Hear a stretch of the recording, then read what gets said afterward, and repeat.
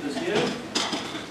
My name is Trevor Branch. I'm on the faculty in this department, and I nominally run the series. And what actually happens is that Iris runs the series, and I just employ her. Thanks very much to Iris. I'm going to hand over now to Dan Holland, who is part of the Human Dimensions group at the Northwest Fisheries Science Center in their conservation program, to give the introduction to My honor to introduce Dr. Peter Tyedmers today. Peter is an ecological economist, but also he might be known as an ecologist. I might be labeling an environmental accountant as well. At some of the work he's been doing. Peter has got a PhD from the University of British Columbia in resource management and environmental studies back in 2000. And prior to that, he had gotten a law degree from the University of UBC as well, and a bachelor's degree in applied earth science from the University of Waterloo in Ontario. I understand Peter is from the great fishing village of Toronto or nearby. Tell us later how he came into getting involved in fishing. Peter is now the director and a professor at the School of Resource and Environmental Studies at Dalhousie University, one of the minor institutions of higher learning in Canada. His research interests are related to biophysical accounting tools, ecological footprint analysis, energy analysis, life cycle analysis, applied to analyzing food production systems for the most part. His PhD work focused initially on salmon, comparisons of farm and wild-caught salmon and their environmental footprints, and he moved on to other food systems as well. He's now, I think, an accepted authority regarding energy and environmental impact of food production systems, and is doing work on a number of different ones, I think, now. Including, or recently has done, including lobster herring and, on the East Coast in Maine, which is where I first became familiar with Peter's work. His student is John Driscoll, who was doing some work on the lobster fishery that I ended up finding quite useful in my own work. I was able to use some of that information in some modeling work I did, so I owe you and your students a debt of gratitude for that. So without further ado, let me introduce or hand it over to Thanks. Richard Hopp.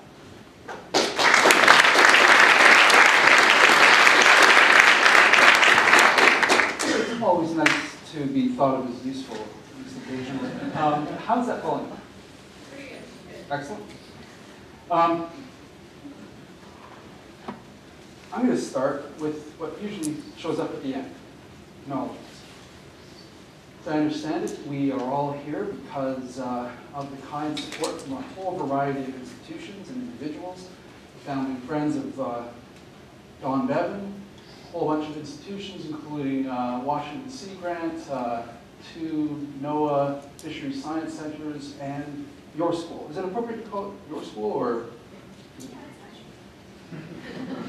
But I really also need to thank 2 individuals, and now 3. Dan, sorry I didn't get your name down here, so I'll start with Iris. Iris, it was wonderful having you handle all the logistics. It was very smooth, and thank you. And of course, Trevor, he tries to pretend that he's not really involved, but he is, of course. It was very nice not only receiving the initial invitation, but working through him to be here today. And Dan, thank you for those kind words of introduction. I also, I work in a pretty small area, in part, fisheries and energy use. You think, who does that work? Well, not a lot of people, but the earliest, no surprise, they came out of the impetus for the earliest fishing and energy-related work came out of the oil price shocks of the 1970s. And the 2 sort of leaders, one in the UK, Gerald Leach, and Mary Rorich, a PhD student at Cornell. She did excellent work. Published a paper in Science, and died a couple years later. But I still kind of like to at least acknowledge that sort of foundational work that came out of the late 70s, early 80s in this area. I don't think her dying was any connection to the work she did. When I was a PhD student, doing work around this, I came across her paper and I realized, my goodness, there's so much excellent material in this dissertation. You get a hold of her, not her, and you try to find out what happened, where's more, what transpired, and then you go online and then you find out these sad things. I also want to thank all the people that have helped provide this sort of information, grad students, colleagues that I'm going to be able to draw on, and you for your interest today. So, let's cut to the chase.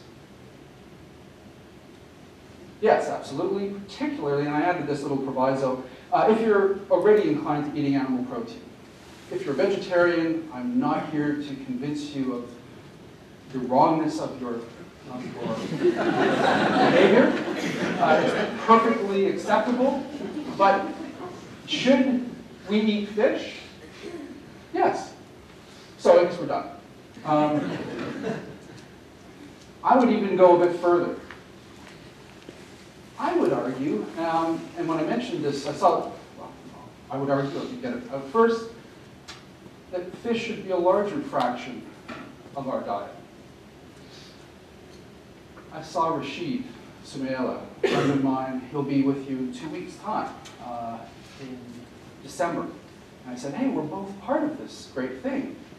And my answer is yes. And he got upset with me. And then we had a nice discussion, and where I came to was, it's really important, the relative contribution here. I'm not advocating for an absolute massive expansion. If it's appropriate and over time we have the fisheries resources to sustain that, absolutely that would be a good thing. But what I'm talking about here is the relative fraction of our diet. I think there are very good reasons why fisheries-derived seafood should be more widely consumed by more people. I'll give away the rest of the story as a substitute for a lot of other things that people are eating.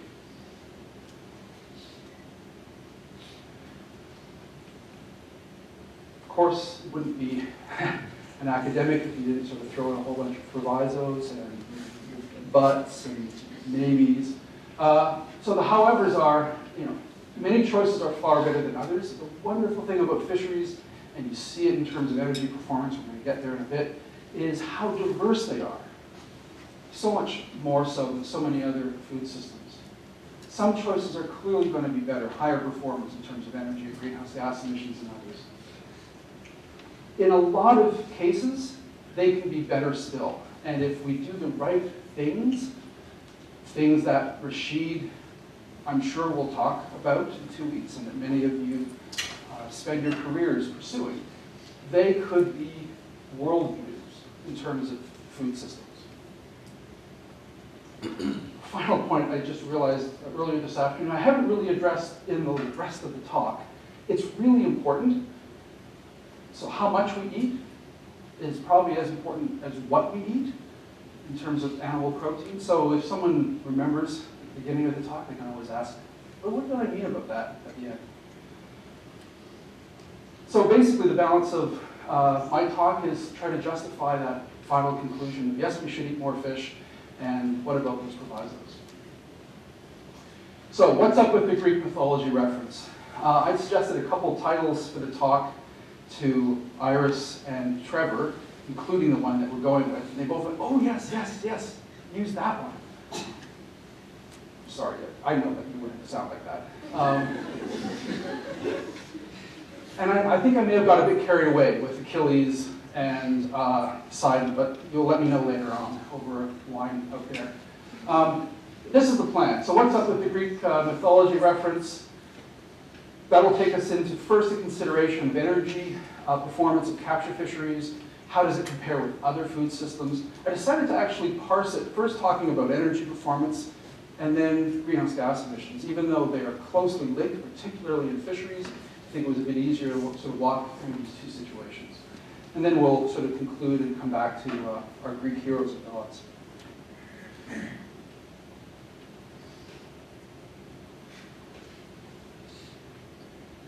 Achilles.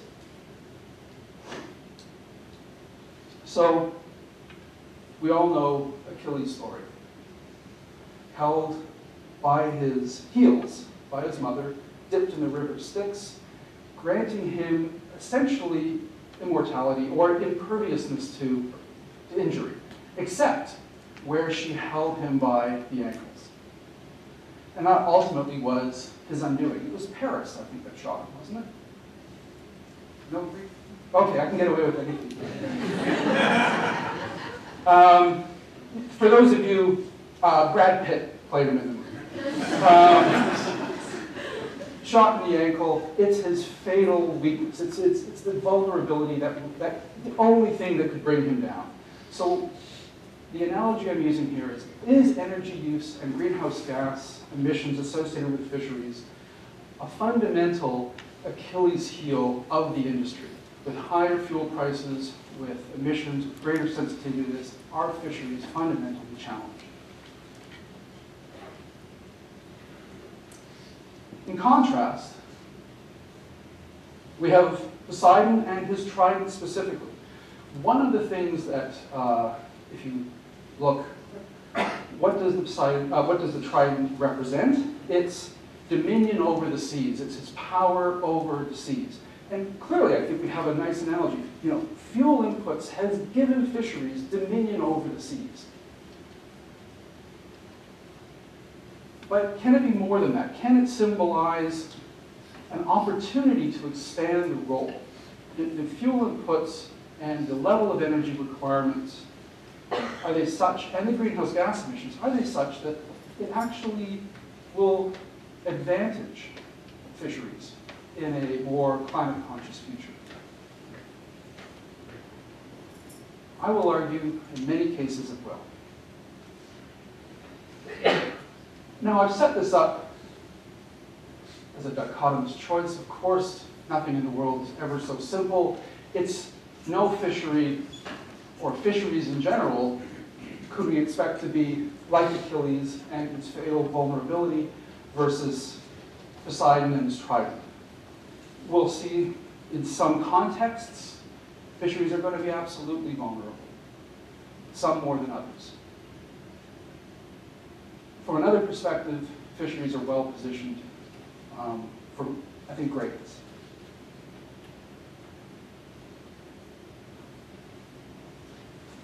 So now let's talk about energy inputs to capture fisheries.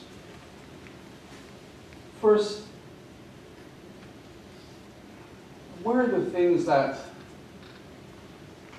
create the greatest potential vulnerability or opportunity as I see it? First is the financial impact of high fuel prices. We'll come to some slides in a moment.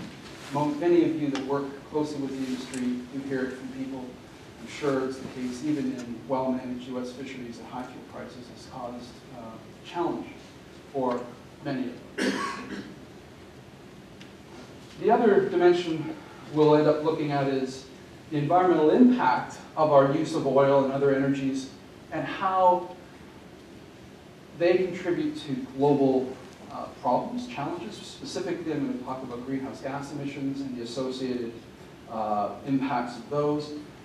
But here, the real potential opportunity, I would argue, others might see it as a vulnerability, is a society that we hope is eventually going to become more engaged on the topic. I used to be a little bit more optimistic about our collective ability to address the challenge. I'm not sure if I'm, know my own mind. I am not as optimistic anymore. I hope that we'll be able to make more change on this, but how we go about doing that, I think creates opportunities. So let's first think about how fuel prices, what's been happening. So here's a time series if any of you have interest in energy and energy data, a great resource is the BP Statistical Review. It's updated every year, very easy to find online, tons of great data to pull down. They actually have real price data going back into the 1800s here. So I've just taken the data from 1960 onwards. 2011 is the most recent available, expressed in 2011 constant dollars. See the first two artificially induced oil price shocks of the 70s, and then we see the most recent spike that we all experienced leading up to 2008, followed by global financial contraction in 2009, and then there's the question, what happens next? Well, it turns out we just picked up where we left off and re-accelerated consumption. 2011, I was a bit surprised to see all-time high oil prices. Well, what did this mean for fisheries? Well, we have a sense. In 2008, there was a lot of distress. We had fleets in Asia being tied up. It just wasn't worth fishing. They were protesting. We had fleets in Europe being tied up, both as an act of, well, this is an uneconomic venture for us, but also as an act of protest. There was blockades of harbors going on. There was protests throughout Europe. There were even protests in Japan. Tuna fleets, tuna crews in the streets. All because prices were very high. It's interesting, when I downloaded that most recent BP data, I thought, oh, we're at higher prices now than we were in 2008. But I don't have quite the same sense of the stress out there, and I don't know why, whether that's just because I'm not as attentive to it, or whether fleets have adjusted, or whether fishermen are responding somehow differently than they were in 2008. But I did a little bit of looking online, and in 2007 we see news reports of members of the European Parliament calling for greater levels of fuel subsidies to European fleets. More recently, there are fleets being tied up these are in India. I came across reference to protests in Sri Lanka where fishermen were killed, all related to high fuel prices.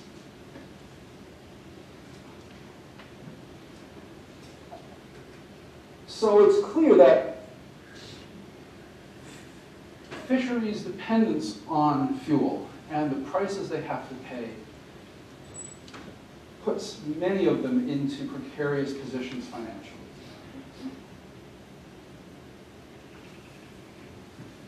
Much, however, depends on how much fuel represents in terms of total cost of operation. And related to that are issues of, well, how much fuel is being burned? How dependent is that fishery inherently on fuel? And I would also argue that the overall reliance in the long run is also, or the overall vulnerability to high fuel prices is also going to play out after we see how other sectors of the economy that also produce animal protein are also affected by high fuel prices. Hopefully that made sense. The first point here is really hard to get at. There is not a lot of data that's systematically collected that speaks to fuel as a cost of overall operating costs in fisheries. Very crudely though, actually, is this too low? Can you see this? Very crudely, you could say that in developing countries, often fuel represents between 30 and 60% of total operating costs of fleets. In developed countries where we have higher wage rates, typically, or different higher levels of labor expectations, wage expectations, fuel as a fraction tends to be lower. This is an area that, economists, we could spend more time exploring. I haven't been doing this. If people have new or better data, it would be great to hear about it. But that's as much as we'll talk about that specific part of this equation now. What I want to turn to is the second point, the scale of fuel use, and then think about those other systems that are also energy dependent and competing with fisheries. So let's look at issues in how energy is used in fisheries, and then more specifically fuel. When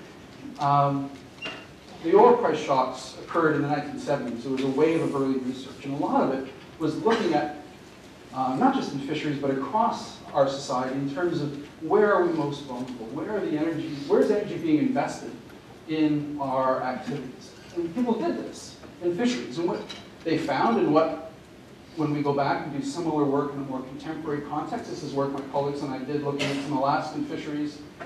Here are just examples from trawl fisheries in the 70s.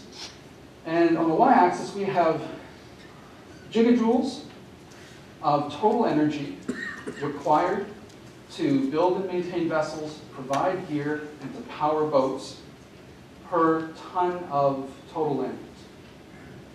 The pattern I want you to pick up on here is the dominance of the fuel part of that equation. It's not surprising. It's not there are other things, other fisheries where that can be modified a little bit. Bait fisheries, so fisheries that have large inputs of bait that have to be acquired through also energy-intensive processes, can vary that a little bit, but generally it's going to be dominated by direct fuel inputs. Very briefly, if we look across the planet, it's hard to do, try to estimate how much fuel is being. So now we're going to just focus on the fuel inputs to fisheries, not the entire energy equation. So how much are we looking at? This comes out of a paper we published in 2005, where we took all the data that I'd accumulated at that point on individual fisheries' fuel use intensities, so how much fuel they were burning for what they were catching across the planet over the previous sort of 30 years, and tried to apply it to best estimates of landings in 2000. And we estimated that global fleets were burning about 50 billion liters of fuel. What's interesting, I think it's completely fluky, but about the same, about 2 years after this, World Bank FAO report, Sunken Billions, many of you have probably seen that, came up with almost the same sort of scale of fuel consumption using a completely different approach. I don't think it's right because we've actually agreed on a number, but I don't understand how we both got there so closely. Roughly speaking, that represents about 1.2% of global oil consumption. Amounts to about 620 liters of fuel burned for an average ton of all fish and shellfish landed. And the energy inputs, in terms of just energy, represent about 12.5 times the energetic content of the protein that we could have expected to be derived from those fisheries. Now, let's be clear, we can't eat diesel. We have to convert diesel into something else that we can eat, and that's what we're doing. But from a strictly energetic perspective, this is what we're doing. And in a little bit, we're going to come to a couple graphs where we're essentially inverting this sort of number and looking at a change in energy performance of fisheries over time by essentially inverting that. One other thought. I suspect actually fisheries are doing better than this now. Over the last 5 years, I've continued to compile data. I've taken the database that I started with, there's about 750 data points, I've pushed it up over 1,200, mostly from the last decade. My sense, without actually doing this analysis formally again, is that when we do get around to doing it, we're going to see better energy performance of captured fisheries than we estimated in 2000.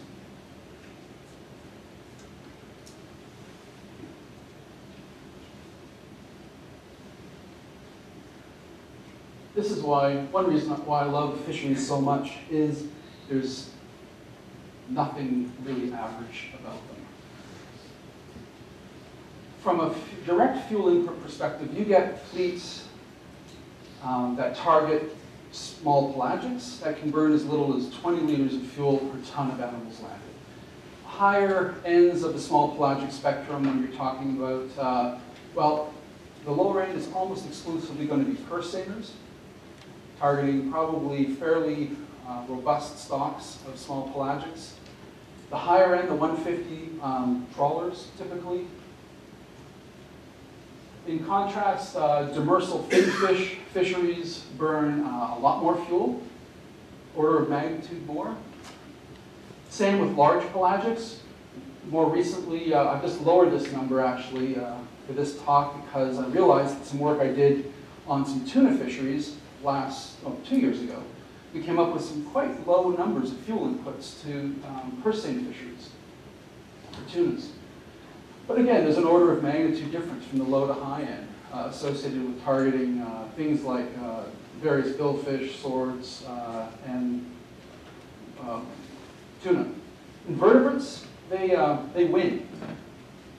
In the grand sweepstakes of fuel inputs to fishing fleets, the highest numbers I ever come across are associated with some of our high-value crustacean fisheries, particularly. This 4,500 liters per ton, I think I've even heard higher, closer to 5,000 liters, are Australian northern prawn. What are they called? The ones, the various prawns, sort of subtropical, tropical prawns, yeah. Trawl fisheries for those guys. Burns lots of fuel. How is fuel used? To what purpose is fuel used in fishing? Well, the obvious answer is clearly propulsion, but fuel gets used for a lot of other things. Something I didn't add to the list, but clearly it's maintaining cruise lifestyles.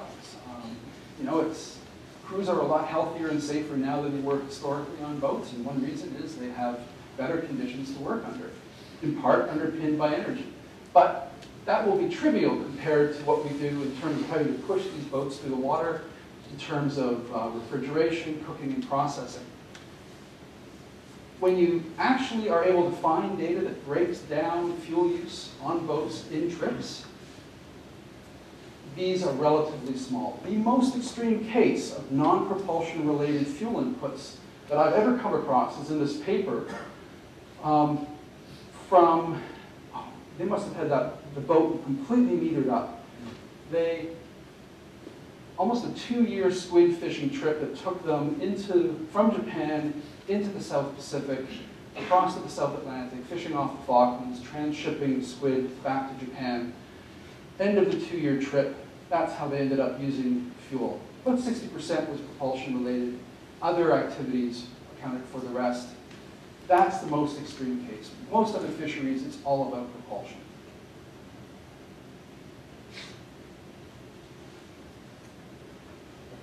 If we want to understand not just patterns of current fuel use, how much fuel is burned in different fisheries relative to years, relative to targeted stocks, but we want to have some sense of how things have changed through time, you need data sets. We don't have a lot of data sets.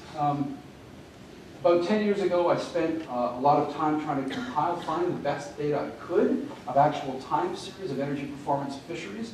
I'll show you those in a moment. Since then, I know that there are a few more recent time series coming out of Europe.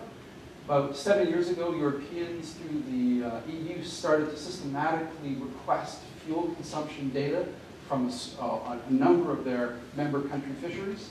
Those are available, but relatively short time series.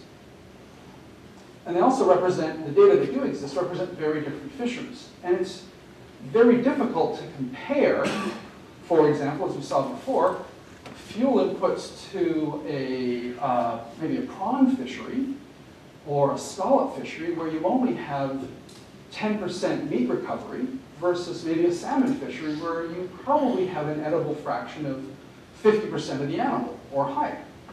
So a direct comparison of fuel inputs per ton misses something because we use very different parts of these animals.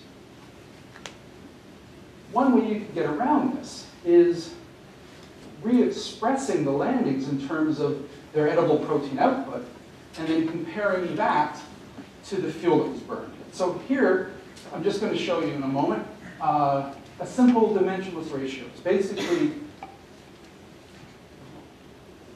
there it is, energy content of the edible protein divided by how much industrial energy was dissipated. So these are data for fisheries for human consumption, so I don't have any small pelagic fisheries like the Anchoveta fishery or others, or menhaden that destined for industrial application. And the time series that I have here go back to the 50s. We've got a Japanese, here are the shellfish fisheries. Japanese squid fisheries, Northern Australian prawn, Icelandic, all shellfish fisheries combined, and Atlantic Canadian all shellfish fisheries combined. And on the y-axis, we have this edible protein energy over fuel energy. So 10% means essentially you're burning 10 times more fuel than you're getting out in terms of edible protein. Things to note, dominated right now, just giving the scale of this downward trend. Even if I got rid of that Japanese squid fishery and expanded that y-axis, we'd see these ones all having, in the earlier parts of their time series, downward trends, which means that over time we've been pouring more fuel into these fisheries relative to each unit of protein we've been getting out.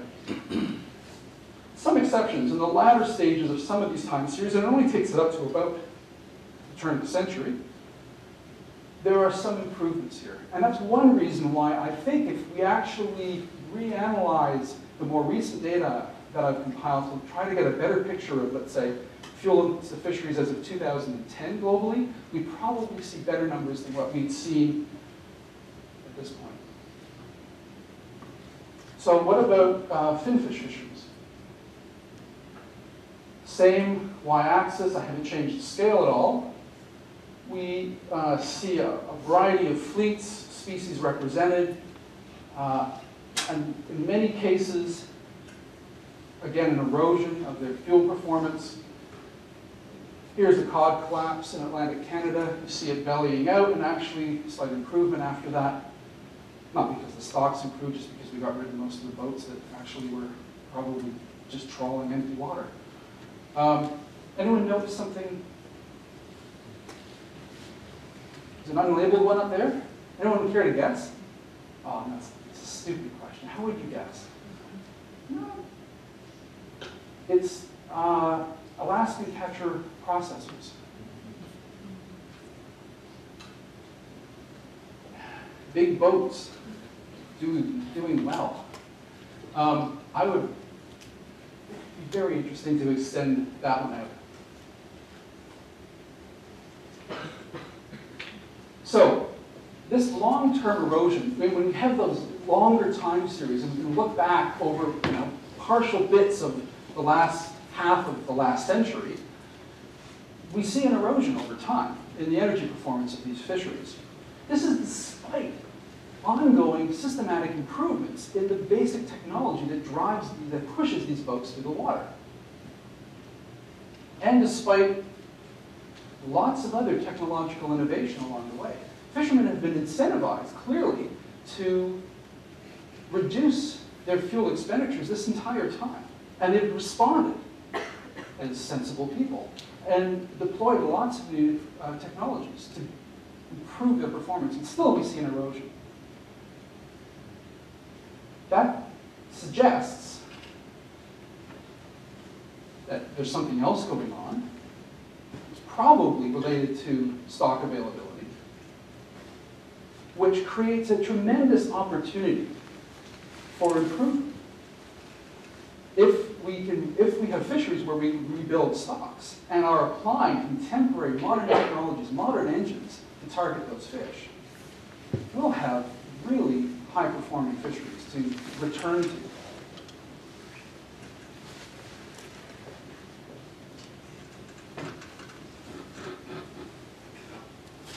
This is where I'm once again sort of alluding to, I have this impression, I can't point you to any good, I can't point you to paper, I can show you data that I've compiled, but I think that we do have an apparent recent improvements that suggest that these patterns may be improving. Maybe it's the technologies and technological add-ons are catching up with erosion, or we're actually seeing better management, more effective management in many fisheries, that is, seeing results in terms of higher field performance.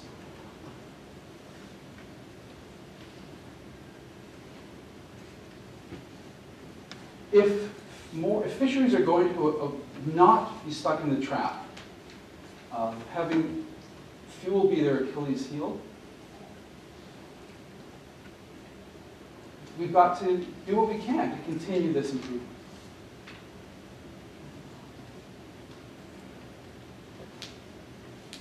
But even if energy performance of fisheries do not improve,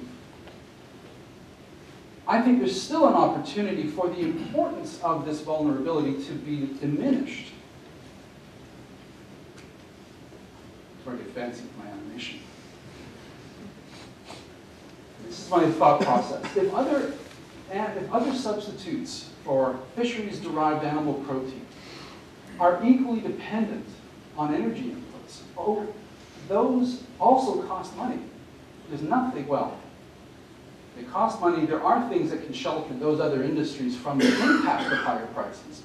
But over time, if markets were fully competitive and subsidies were uniform or non-existent, which is never the case, you would expect the threat to be mitigated a little bit because other prices of animal proteins will also go up. So this brings us to how do fisheries compare? I believe that this is still a widely held perception of captured fisheries, and it's nicely for me, and people at the FAO really dislike it when I highlight the first sentence of this volume, because it says, fisheries continue to be the most energy-intensive food production method in the world today. 1999, not that long ago. And it's wrong.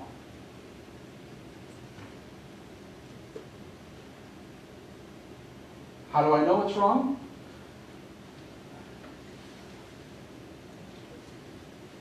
Sorry, you probably can't make out that labels on that graph very well. So I took this from a paper, lead author Nathan Pelletier, came out in 2011, Annual Reviews of Environment and Resources and Environment, one of those two. Basically looking at energy inputs to agriculture and food systems generally. And as part of it, they compiled this graph, which I've reoriented so at least the labels are horizontal. What I can point out are the very top. So here, the y-axis is actually in terms of gigajoules per ton of product. All the stuff in green, the stuff you can barely see, these are all vegetable systems, plant-based systems. The reds are terrestrial animal protein systems, milk, eggs, poultry, pig, sheep, beef. Here we have a suite of fed aquaculture systems, so tilapia, salmon, shrimp, farmed sea bass, and then here we have the range of sort of values associated with fisheries. Small pelagics, you can barely see the bar, low, small pelagics high, demersals low and high, large pelagics low and high, invertebrates low and high, and then there's that global average fuel consumption that came out of our 2005 paper. Many fisheries at the high end of these ranges don't stack up really well in terms of straight up energy reliance, but at the lower end of the ranges, they absolutely do. They compete really well with these potential substitute animal protein systems. So those numbers represented here are basically reflections of these fuel inputs. All animal protein energy systems are energetically costly. What's important here, though, is to also understand that these are what are called sort of cradle to producer gate life cycle energy inputs. It's adding up all the energy that had to be invested regardless of where the production system upstream of where you're measuring. So in the ag systems, this is looking at what does it take to make the fertilizers, to move the fertilizers, to spread the fertilizers, to drive the tractors, all of those inputs upstream of the farm gate. What's interesting with the difference is in fisheries, very little of that stuff occurs upstream anywhere. It all occurs and is experienced by the fisherman, by the vessel owner. Whereas in a lot of these other systems, those energy costs are going to be buried 2 or 3 layers upstream.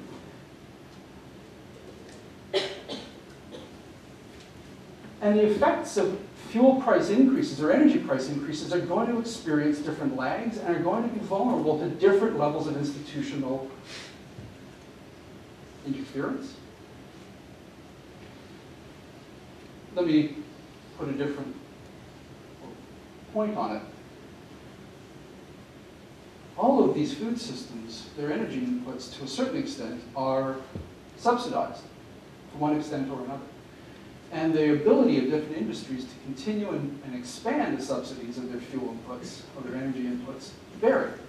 So just because there may be other animal protein systems that have poor energy performance doesn't mean that they are ultimately going to be more costly in a high energy price world if they're more successful than fisheries at buffering themselves from those prices. Let's shift to greenhouse gases. So this brings us back to Poseidon and his trident. I would argue that on this front, that fisheries have much more upside.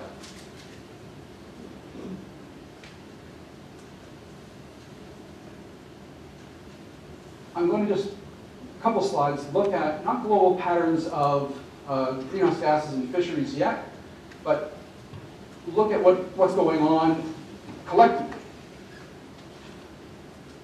So here's a graph downloaded from a report from 2012, deriving data from two different papers. I didn't produce the graph. It always bothers me when they don't take it down to 0, but this is CO2 emissions from the global economy, from all energy use, from cement, from everything minus land use and land cover change. What we see is basically a trajectory that continues largely unabated. And when that's plotted against modeling outcomes, it really puts us on a trajectory which right now would seem to be in keeping with a 4% rise in global mean temperatures. There's a World Bank Commission report that's just recently come out that makes this point. So it looks like we're collectively not really doing much to address or curb greenhouse gas emissions, projecting, unless we start trying to really effective change, we're going to see a lot more change. You're probably familiar with this. I think it was reported fairly widely. This past year was the smallest extent of Arctic sea ice on record. And we also know what's happening in terms of the evil sister or the evil brother of climate change, and that's ocean acidification. Here's just a graph of changing surface water pH, declining as concentration of CO2 is going up in the atmosphere, in both the water and the atmosphere. These are all taken from the World Bank report. So you'd think that we experience some need to affect change. And I used to have, when I've used this slide before, I didn't have a question mark there. I just said, you know, there is clearly pressure to address these challenges across society, that more and more individuals, organizations are ready and willing to be engaged, but I'm not as convinced, hence the question mark. I'm hoping that we are. In the past, not that long ago, 2009, we had the largest retailer in the UK commit to carbon accounting, carbon footprinting of all 56,000 of their products. once they got into the work, they realized how monumental a task it was.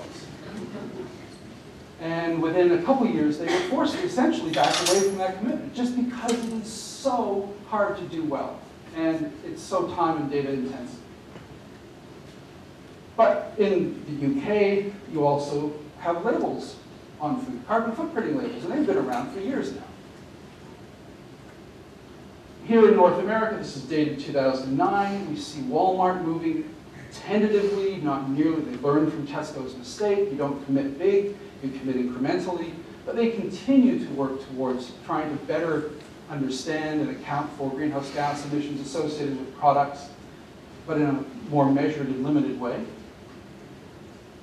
This is the first time I came across carbon footprinting being formally reported for a seafood product. This is a seafood product coming out of China. This is just a couple years ago. I would hope that we collectively find ways to continue down this path, because from my perspective, it gives need to. And also, I think it will absolutely advantage fisheries. The most recent expression of sort of seafood-specific engagement around this topic is, how many of you have heard of PAS 2050? Stands for Publicly Available Specification. It comes out of the British Standards Institute. So it's basically when you want to formally report something, claim something, and BSI gets involved, they say this is how you shall do it. So if you want to make a claim in the British market or anywhere else and have it conform to something, this is the standard to which you need to have it conform to, and it's called PAS 2050. This past year, a seafood-specific variant on the basic PAS 2050 came out. So now if you want to make a carbon footprint claim about a seafood product, aquaculture or capture fisheries, and sell it into the UK market, that's the standard to which you need to report.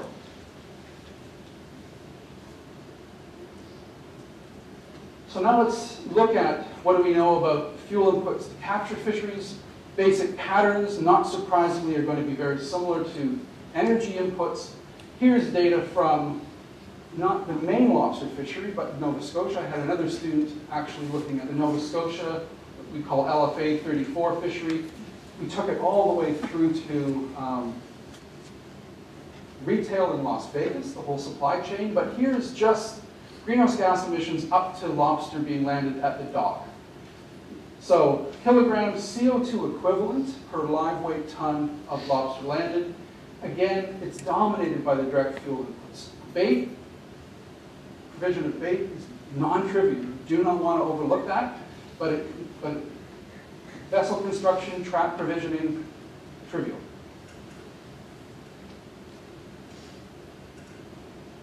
What's really important with respect to greenhouse gas emissions is this is very unusual from most other food production systems to have emissions being dominated by direct energy expenditure.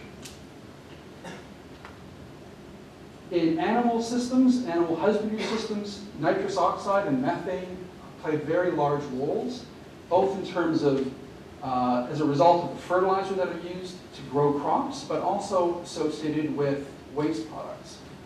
Nitrous oxide and CO2, or methane, are much more potent greenhouse gases than CO2.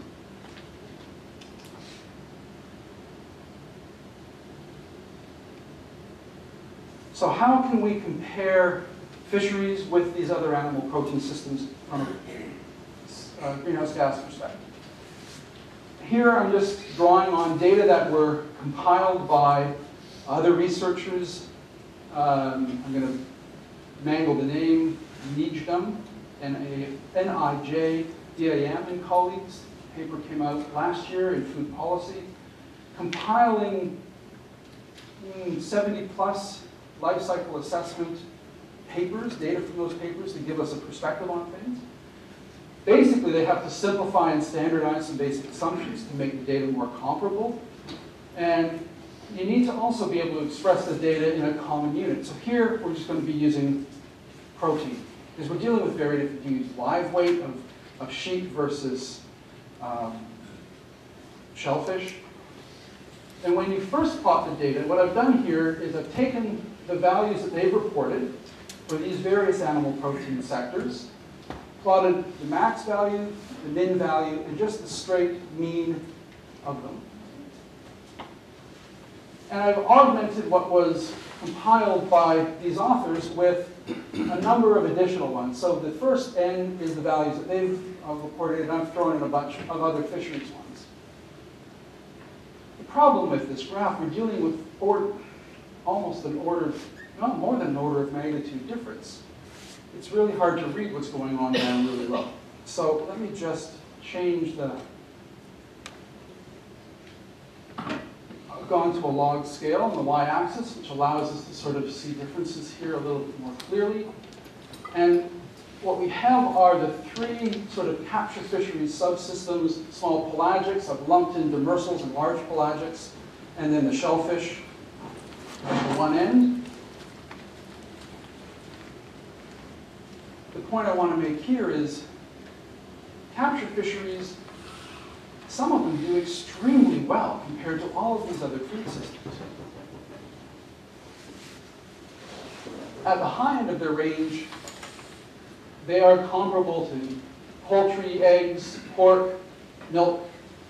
They're generally still lower than our beef systems, which are over here. Intensive to extensive. In 2011, 11 million tons of beef was consumed. This is not live weight animal, this is beef. Approximately 2.1 million tons of seafood was consumed from all sources. I couldn't find fishery specific, but if we assume the rough breakdown of 50% aquaculture, 50% capture fisheries, we're talking about 10 times as much beef being consumed as capture fisheries products in the US, pretty much right now. We can do a lot in terms of addressing climate change by shifting consumption. Shifting consumption from beef to chicken. But I would say we could also be looking to shift consumption onto fisheries because the upside on the fisheries end is so much greater. And from the earlier work when we were looking at the history of energy inputs to capture fisheries, we know what they can be in terms of their performance. And if we can reclaim a lot of that ground, we can drive these numbers far lower.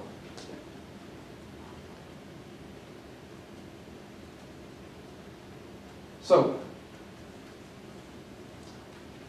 I would say that many fisheries are well positioned to compete in a carbon-constrained world. I've gone long, haven't I? I think we should collectively embrace this opportunity. It doesn't mean that all fisheries are perfect. Clearly there are some that, even from an energy and greenhouse gas perspective, are challenged. But given the opportunities to improve performance, there's a lot of upside. So is it Achilles or is it Poseidon and his trident?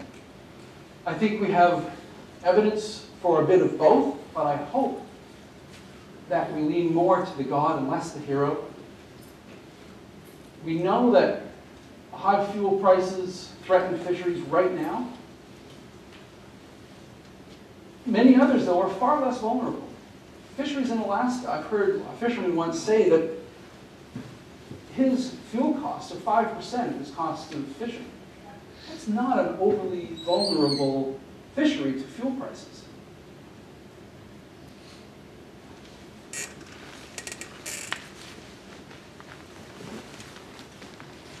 In contrast, most of our fisheries, acknowledging there are the high input shellfish fisheries that will probably many of them will struggle to compete in terms of greenhouse gas on the greenhouse gas front. But most of our other fisheries do very well. And we know we can do better. continue to now.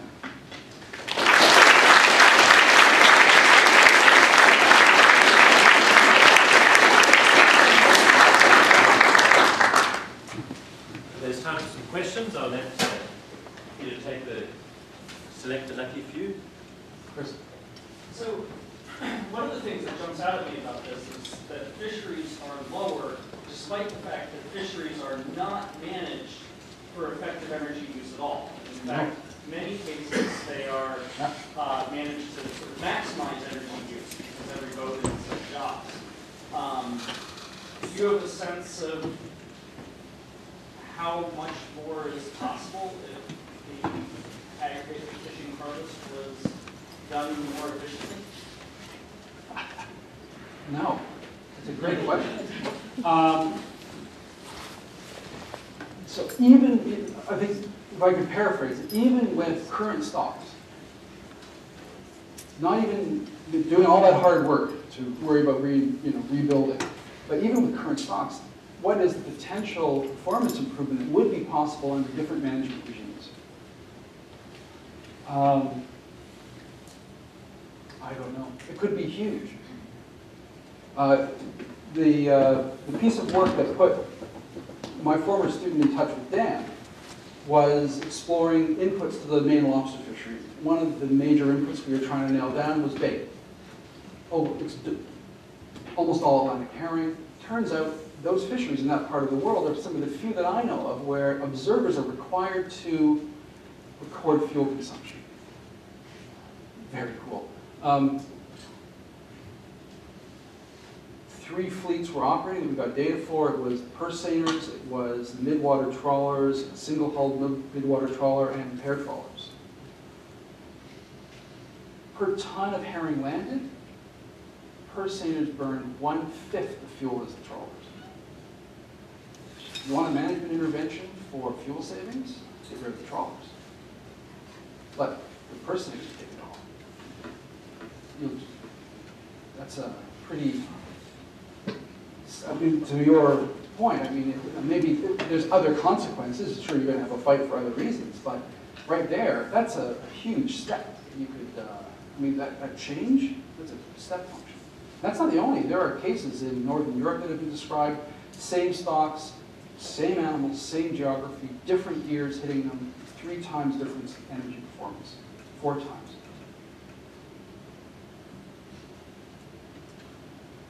Sir? Do you have evidence of given that direct fuel consumption is one of the major parts, is there any attempt by governments or management to take and incentivize fisheries to reduce that by many ways and to be more competitive, to reduce that energy consumption and the GHG on there by saying, okay, the most efficient sector or fishery or country, however you want to direct it, gets more quota because they are more efficient? It's almost like a variant on Chris's question. I don't know of any. I think most of the time, I think it's safe to say that management has chosen to be largely oblivious to costs of doing business. I know that maybe I'm speaking just from a Canadian perspective. I don't know if there's a difference in the US, but, and that's on the cost of doing business, because this is clearly, you know, those sorts of issues are going to have impacts on fleet's abilities to function. I don't know of any. It's, you'd like to think that it would be within the domain of managerial concern, the broader sustainability implications of fleets, but I don't think it is. I think there was a question here. I should also look if you look at the implications of the ECA on the emission control area on cost, because as you drive the sulfur out of the system, your fuel inputs are going to radically go up and you're going to compete against different market segments of the terrestrial transportation system. Was that in your... So you follow what I'm talking about, the ECA emissions control area? No. That's where you have to reduce your sulfur emissions on inside 200 miles. Okay. Because that puts your your marine bunker and diesel users in direct competition with low sulfur land and terrestrial demand, and which changes the price dynamic of your fuel input dramatically. Was that, have you looked at that at all?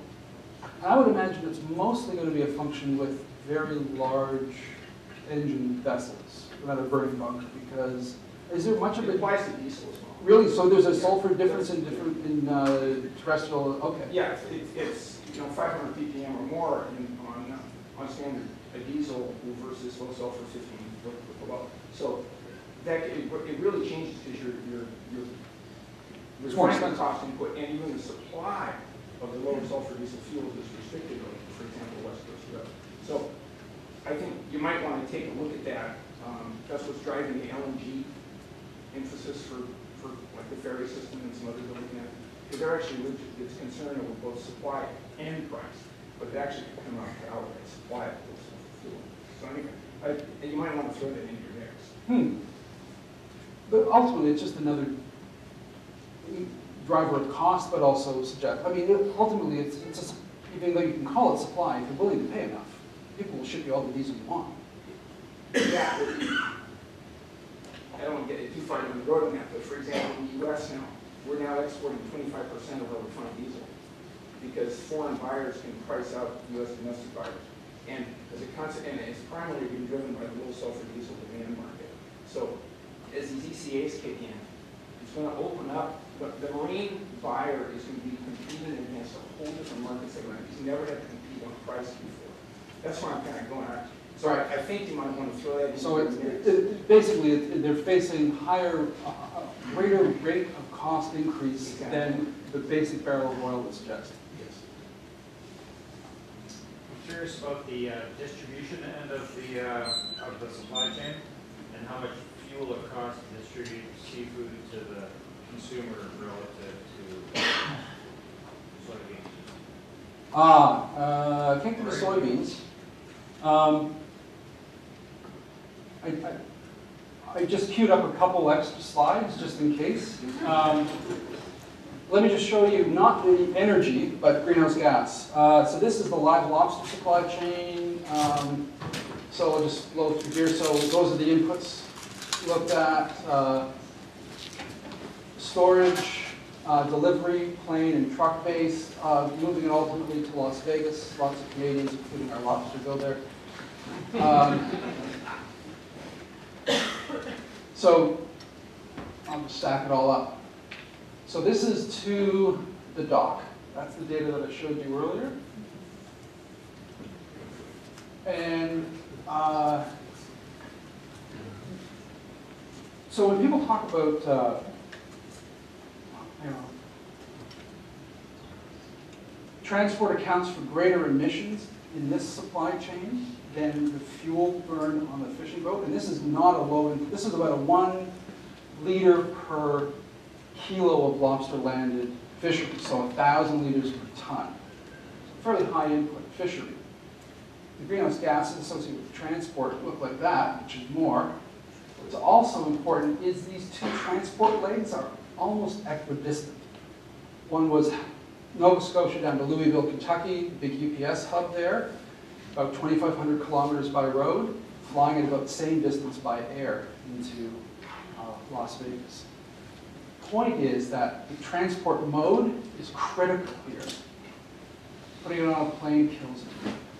So, seafood producers, people in the industry, if you want to be conscious about your carbon and your emissions, just don't air freight. For the rail. Or drive it. I mean, you could just, have a weigh station, let them recover, put them in a bit of, put them back into water, treat them well for a day, stick them on another truck, and you'll get rid of most of that. Just don't take a taxi next time you come talk to us. Maybe there's time for one more question. Do some. Wouldn't a carbon tax take care of these many concerns in a way that wouldn't require this level of detailed Absolutely. study? Absolutely. And But so, yeah, so I appreciate your comments on that. I think there's lots of ways that society could choose to help affect change. There's strengths and weaknesses of all of them. A carbon tax that was broadly applied, tricky. Could be very effective. My purpose of laying out